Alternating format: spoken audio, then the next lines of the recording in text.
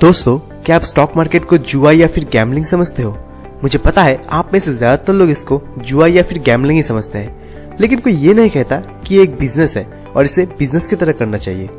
देखो, अगर आप कोई कंपनी के शेयर खरीदते हो, वो शेयर चाहे कितना भी अमाउंट का भी क्यों ना हो, आप इनडायरेक्टली उस कंपनी का एक पार्टनर बन जाते हो। या फिर आपको ऐसा सोचना चाहिए कि मैं इस कंपनी का एक ओनर हूँ। कंपनी अगर ग्रो किया तो आप इसमें प्रॉफिट बुक करोगे, कंपनी अगर गिर गया तो आप इसमें लॉस भी खा सकते हो। ये पूरा प्रोसेस डिपेंड करता है कि आप कौन सी कंपनी में अपना पैसा इन्वेस्ट कर रहे हो। अगर आप स्टॉक मार्केट पे नए हो, इन्वेस्ट कर रहे हो या फिर करना चाहते हो तो इस वीडियो को लास्ट तक देख लेना। आई होप ये वीडियो आपके लिए हेल्पफुल रहेगा। देखो, पहले तो ये क्लियर कर लूं कि स्टॉक मार्केट कोई 21 दिन में पैसे डबल वाला स्कीम नहीं है। ये एक लॉन्ग टर्म प्रोसेस है और लॉन्ग टर्म में ही ये आपको कंपाउंडिंग रिजल्ट प्रोड्यूस करके देगा। जिन लोगों को पता नहीं कि कंपाउंडिंग रिजल्ट कैसे काम करता है, मैं डिस्क्रिप्शन बॉक्स पे अपना लिंक दे दूंगा, जाके चेक कर लेना। मुझे कुछ दिन पहले मेरे एक फ्रेंड ने पूछा था, अरे वो रोहन है ना, वो स्टॉक मार्केट से हर दिन प्रॉफिट बना रहा है और तू कहता है कि स्टॉक मार्केट एक लॉन्ग टर्म प्रोसेस है। देखो, ये आप लोगों का भी क्वेश्चन हो सकता है, तो मैं ये पहले क्लियर कर दूं कि स्टॉक मार्केट पे दो चीज है। पहला है ट्रेडिंग, दूसरा है इन्वेस्टिंग। ट्रेडिंग जो हर दिन किया जाता है और इन्वेस्टिंग जो लॉन्ग टर्म में किया जाता है। ट्रेडिंग करके आप ज्यादा अमीर नहीं बन पाओगे, लेकिन आप किसी अच्छी सी कंपनी में अपना पैसा इन्वेस्ट कर दो तो उसे 5 to 10 ईयर्स अगर होल्ड करके रखो तो आप देखोगे कि आपका पैसा एक्सपोनेंशियली ग्रोथ हो रहा है। लेकिन the most important question is, invest करे तो करे किधर?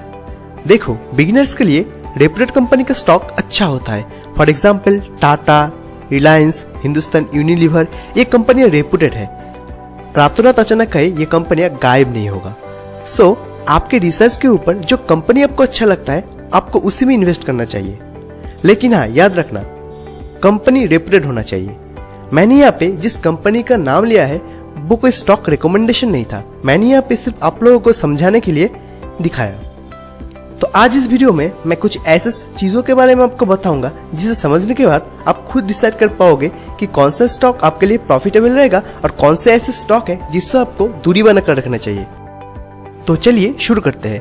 पहला, बाय बिजनेस नॉट स्टॉक। अब जिस कंपनी का स्टॉक खरीद रहे हो, उस कंपनी का बिजनेस मॉडल आपको पता होना चाहिए कि कंपनी बिजनेस क्या करता है। अगर आपको नहीं पता कि कंपनी का बिजनेस मॉडल क्या है, तो आपको उस कंपनी का शेयर नहीं खरीदना चाहिए।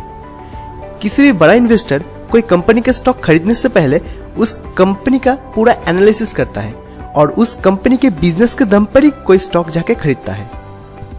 The next one is company डेब्ट। कंपनी डेब्ट को आसान भाषा में कहते हैं कंपनी का उधारी। मान लो कोई एबीसी कंपनी है, उसका टोटल डेब्ट कंपनी का टोटल एसेट से कहीं ज्यादा है, यानी कि उधार ज्यादा है और कंपनी का टोटल एसेट बहुत कम है, तो उस कंपनी में पैसे इन्वेस्ट करना सेफ नहीं होगा। इन फ्यूचर वो कंपनी बैंकक्रप्ट हो सकता है। The another one is company revenue. Company का रेवेन्यू कैसा है? कंपनी का रेवेन्यू हर साल इंक्रीज हो रहा है या फिर डिक्रीज हो रहा है, ये आपको चेक करना पड़ेगा। और उसके बाद कंपनी का जो प्रॉफिट है, उस प्रॉफिट को कंपनी अपने बिजनेस पे री इन्वेस्ट कर रहा है या फिर उस प्रॉफिट से कंपनी अपना महंगी महंगी कार, लग्जरियस हाउस, इन सब में अपना पैसा बर्बाद कर रहा है, ये आपको एक बार चेक करना पड़ेगा।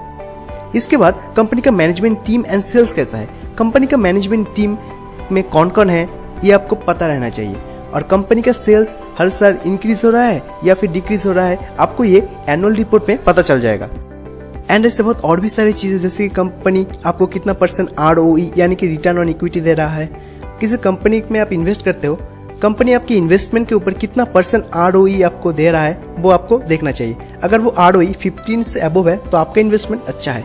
इसके बाद कंपनी का बैलेंस शीट कैसे है, कंपनी कब ग्रो कर रहा है, कंपनी कब डाउनफॉल हो रहा है, ये सब आपको एनालिसिस करना आना चाहिए। मैं नेक्स्ट वीडियो में टिकट टिप की मदद से आप किसी पर्टिकुलर स्टॉक को कैसे एनालाइज करोगे, मैं आपको सिखाऊंगा।